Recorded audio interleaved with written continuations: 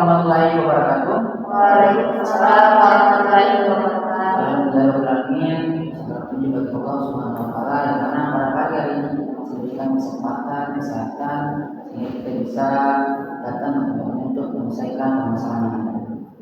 Baik teman-teman, sebelum kita melakukan yang namanya sesi konseling, mari kita terlebih dahulu saya tunjukkan kepala untuk berdoa. Dari itu berdoa dimulai.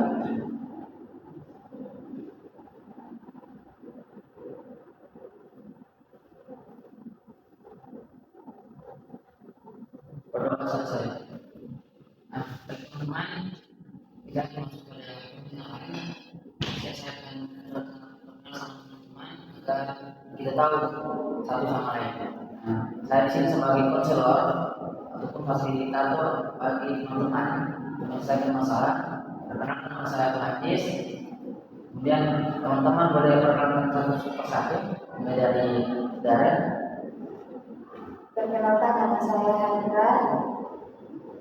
Kemudian dengan Perkenalkan nama saya Hana. Perkenalkan nama saya Aulia. terima kasih. Jadi teman-teman, di sini kita melaksanakan yang namanya konseling kelompok ya. Teman-teman sudah paham apa itu konseling kelompok? Saya jelaskan sedikit teman-teman bahwa pengertian dari konseling kelompok ini yaitu adalah suatu proses bantuan psikologis yang dilakukan dalam kelompok ya sekitar 5-10 orang yang dipandu oleh seorang konselor saya sendiri untuk membantu peserta saling berbagi, memahami diri dan menemukan solusi atas permasalahan pribadi ataupun sosial yang dihadapi. Kemudian tujuan dari konseling kelompok itu yang pertama itu membantu anggota kelompok memahami dan menerima diri sendiri dan orang lain. Kemudian ada menemukan rasa empati yang keterbukaan untuk dan bisa kita untuk bertanggung jawab begitu. Dan yang terakhir kita bisa membangun yang namanya kepercayaan diri dalam hubungan yang lebih positif. Selanjutnya di dalam sesi konseling kelompok ini ada asas konseling kelompoknya. Dalam kegiatan ini kita sudah diatur dan dipandu oleh asas konseling. Salah satunya kerahasiaan itu sangat penting. Kemudian ada kesukaredaan. Yang ketiga itu ada yang namanya keterbukaan. Yang selanjutnya ada kegiatan aktif atau active participation. Kemudian ada tanggung jawab. Dan yang terakhir itu ada namanya kebersamaan. Jadi teman-teman sudah tahu tadi penjelasan tentang definisi dari konseling kelompok, tujuan-tujuan dan kemudian asas-asasnya. Di sini teman-teman sebelum kita melakukan yang namanya sesi konseling kelompok ini, jadi kita diharuskan yang namanya itu bersumpah ataupun berikrar. Maka dari itu teman-teman ikuti saya untuk mengucapkan ikrar sebagai bentuk komitmen kita. Maka dari itu saya mulai, teman-teman ikut saya. Saya mulai teman-teman. Kami berikrar akan mengikuti konseling kelompok dengan sepenuh hati. Kami akan menjaga kerahasiaan, saling menghargai, bersikap terbuka, serta berpartisipasi aktif demi kebaikan bersama.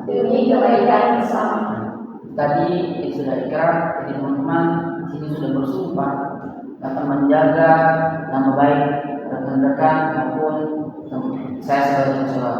Jadi apa yang sudah kita diskusikan pada hari ini itu hanya sampai di sini saja, tidak sampai ke bawah. Mungkin kita selanjutnya akan melakukan yang namanya proses sesi konseling. Baik, mungkin saudara Hadra bisa dimulai menceritakan permasalahannya. Gini Kak, IPK aku itu di semester ini ada penurunan. Jadi saya kayak capek juga dan kalau begini terus nilaiku, ya ada semangat kuliah.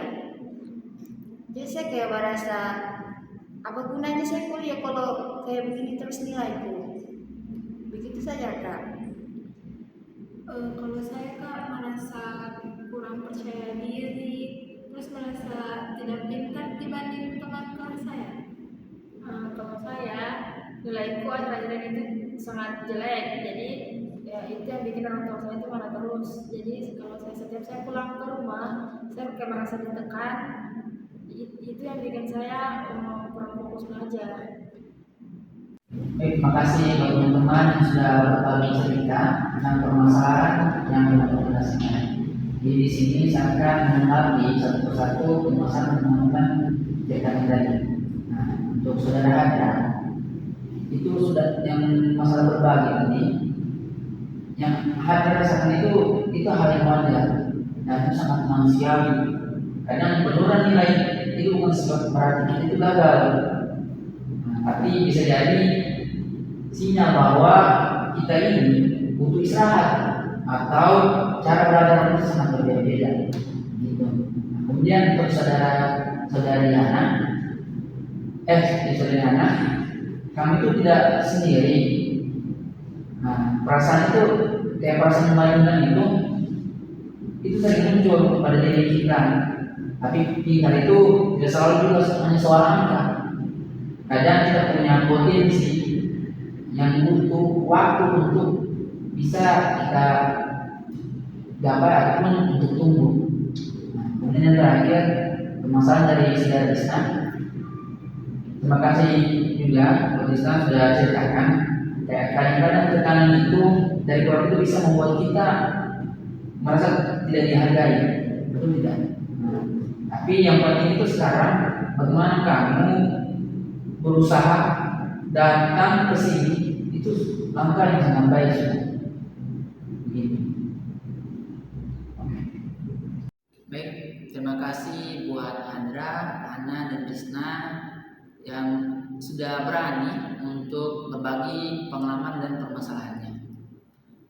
Itu adalah langkah yang sangat baik yang teman-teman ambil. Ingat bahwa teman-teman di sini itu tidak sendiri. Jadi pesan saya sebagai konselor, nilai itu bisa naik turun, tapi semangat tetap dijaga. Gitu.